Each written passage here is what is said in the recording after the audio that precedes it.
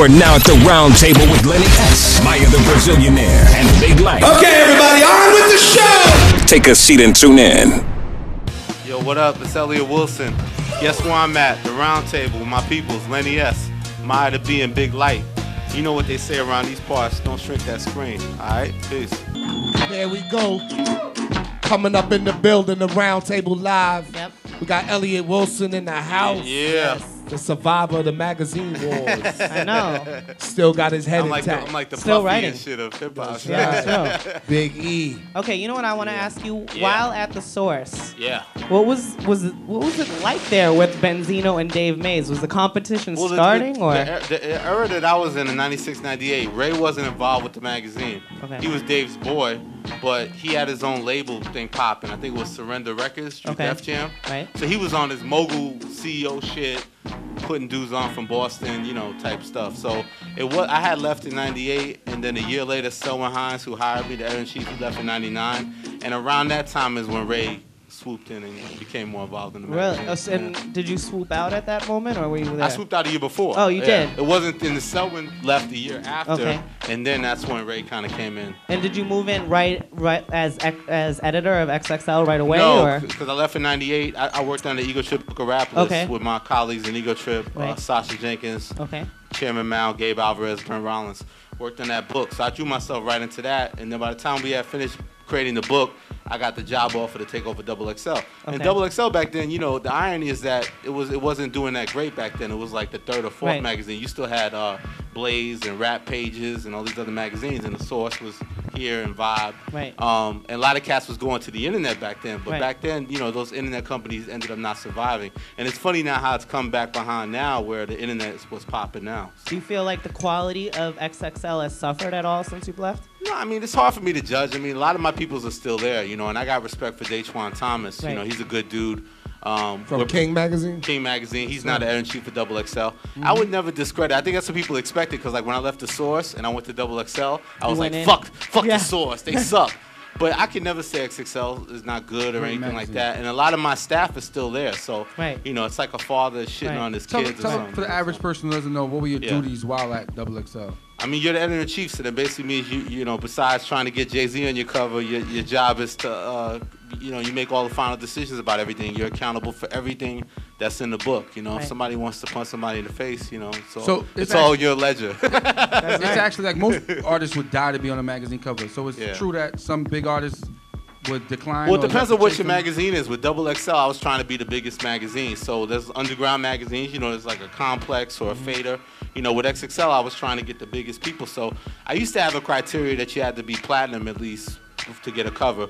But, you know, as time went on, you know, people aren't selling records like they Right. used to. So you kind of have to change your Bro, rules. so- It's just basically what you feel at the right moment and timing, basically. So you know? did artists ever offer to pay to be on the cover? Yeah, but I never took any of that seriously because it's not enough paper to really Liar. do that. They- No payola? Well, they never made me a good enough offer. Okay. Like maybe if you was brokering it, we would have. Yeah, you know how to broke it down. How do you decide? Let's say you have 50, Jay-Z, and let's say Kanye coming out at the same time. Everything has to be done, obviously, 3 or 4 months in Well, advance. it used to be like, you know, Lenny, we used to have real release dates and records would come out. But How do you decide? How do you No. decide who goes on that cover? I mean, you also have to know what your competition is doing. So at that time, I would know a lot about. I would put my ear to the street and kind of figure out what I felt the other competition was going to do, and then make moves accordingly. And I always felt my approach with thing was like with Double XL. Part of my strategy was back when it wasn't #1 is that, you know, the Source or other bigger magazines had to please more artists, like kind of a point you're making. I would just make more of a decision, like I want 50 right now, and then. If the other magazines were kind of stalling with negotiating, I'd be like, yo, why are you waiting for them? I'm ready to go. I'm ready to shoot this shit on Thursday. You know, I just kind of picked what I wanted at the right time, and it was aggressive about it, and it usually then fell in my favor. But would you put all 3 of them on the cover, like 3 different covers? Like They wouldn't different do regions? that. No, because there's not enough strong artists. No, I'm talking about the ones he named, Kanye, 50, and You Jay. want to spread them out because there's not enough stars. So you got 11 covers a year. So you want to be able to run them back to back. If you kind of do them all in 1 month, you might not have enough strong No, artists. it's all to their have albums came out the same day, like the scenario Lenny. Sometimes you could split that. I mean, the Source I mean, I kinda know did I'm that saying more. Source Yeah, did it that. would be a at waste. first. Back in the day. Okay, let me ask you a question, right? Okay. Yeah. So the whole XXL, the Source, you guys were kind of like battling covers. There was a lot Everything. G Unit affiliations, Interscope, Interscope, the whole thing. How involved was Interscope actually? Was 50 Cent in, like, were they calling you like, yo, put this in the magazine, it's gonna kill him? What it was once it got to the point where Ray made a record dissing Eminem, you know, he was running around as the owner of the magazine. He starts making records dissing Eminem, and it gets adversarial. So Interscope stops doing business with them, which obviously gives me an advantage in terms of getting them for my magazine. So it fell in my favor because at that time M was hot, and then we had already really started documenting 50 Cent heavy before he got signed to Shady. So when he signed to Shady and he put out Get Rich, thankfully it was a classic. So the momentum built. Did that whole battle of the covers? Do you think that sacrificed anything for you as a writer? Just because some people would say you were, siding with Interscope and you were teaming up.